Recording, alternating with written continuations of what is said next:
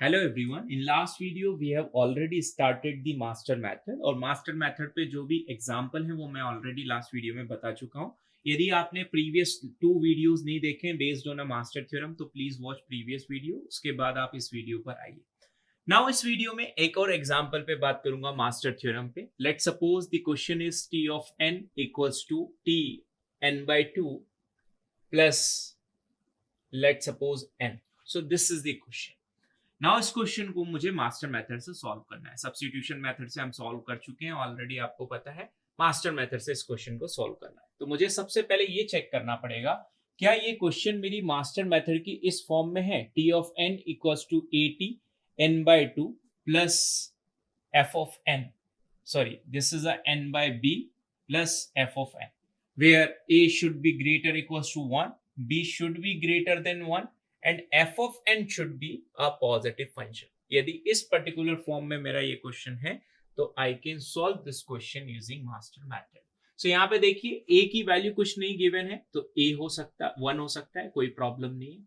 b क्योंकि हमारे पास में गिवन है जो कि ग्रेटर देन 1 है, मतलब b के लिए कंस्टेंट एप्लीकेबल होगा। मतलब यदि आपके पास में क्वेश्चन इस तरह से हो t of n equals to t n minus 1 plus N, so इस तरह के क्वेश्चंस को आप मास्टर थ्योरम से सॉल्व नहीं कर सकते क्योंकि इसके बेस में आपका बी नहीं है। ठीक ना, बट इस क्वेश्चन को कर सकते हैं क्योंकि ए 1 है बी 2 है और यहाँ पे F of N equals to कितना है आपका एन। नाउ सॉल्व करते हैं मास्टर थ्योरम से। A to the power log A base B, A की वैल्यू मेरे पास में कितनी है, लॉग ए कितना हो गया 1, बेस में कितना है 2।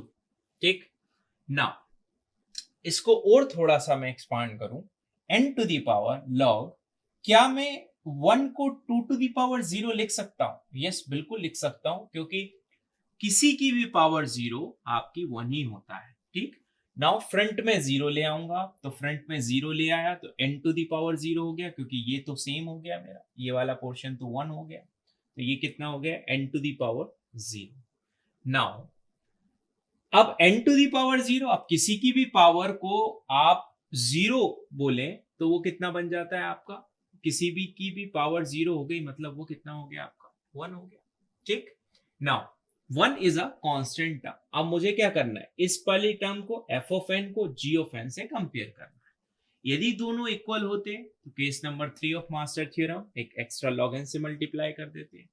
एफ ऑफ एन ग्रेटर है तो एफ ऑफ एन लिखा जाएगा फाइनल आंसर में, जी ऑफ एन ग्रेटर है तो फाइनल आंसर में जी ऑफ एन लिखा जाएगा। सो फाइनली यदि इसको कंक्लूड करें तो हम क्या हो गया, थीटा ऑफ एन मतलब और T of N equals to which one is greater, F of N is greater. So order of N is the time complexity for this particular question.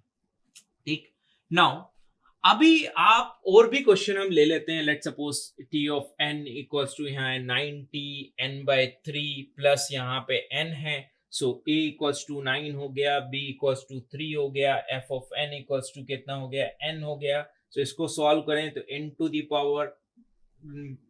Power log 9 base 3, तो ये कितना हो गया 3 का square, so this is N square. F of N को G of N से compare किया, so which one is greater, so G of N is greater. So ये कितना हो गया मेरे पास में theta N square is the time complexity for this question. और भी क्वेश्चन आप so many types of questions यहाँ पे सॉल्व कर सकते हैं। Let suppose T of N equals to, यहाँ पे मैं कोई भी टर्म ले लेता हूँ, let us assume 64 T N by, let us assume यहाँ 4 है प्लस यहाँ पर मैं ये बोल दूं कि मेरे पास में यहाँ n टू द पावर 3 है। सो इसको सॉल्व करें तो a equals to 64, b equals to 4, f of n equals to n to the power 3। So इसको सॉल्व करें तो ये हो गया आपका n to the power log a base b, तो 64 बेस 4, तो ये कितना हो गया 4 टू द पावर 4 का स्क्वायर करूंगा तो कितना हो गया 16 और 4 टू द पावर 3। सो इसको देखें 4 इंटू 4 इंटू 4 यही होता है 64। ठीक है, या फिर 4 इंटू 4 16, 16 इंटू 4 विच इज 64। सो ये कितना हो गया n टू द पावर 3। ठीक, अब f ऑफ n और g ऑफ n दोनों को कंपेयर किया, if both f of n and g of n are equal, so master theorem का एक केस बनता है जिसमें आप ये बोलेंगे कि f ऑफ n या g ऑफ n को लिखेंगे साइमल्टेनियसली मल्टीप्लाई कर देंगे एक log n का। सो ये n टू द पावर 3 और क्या हो गया आपका लॉग एन मल्टीप्लाई लिखना चाहे तो लिख सकते हैं। सो this is the master method.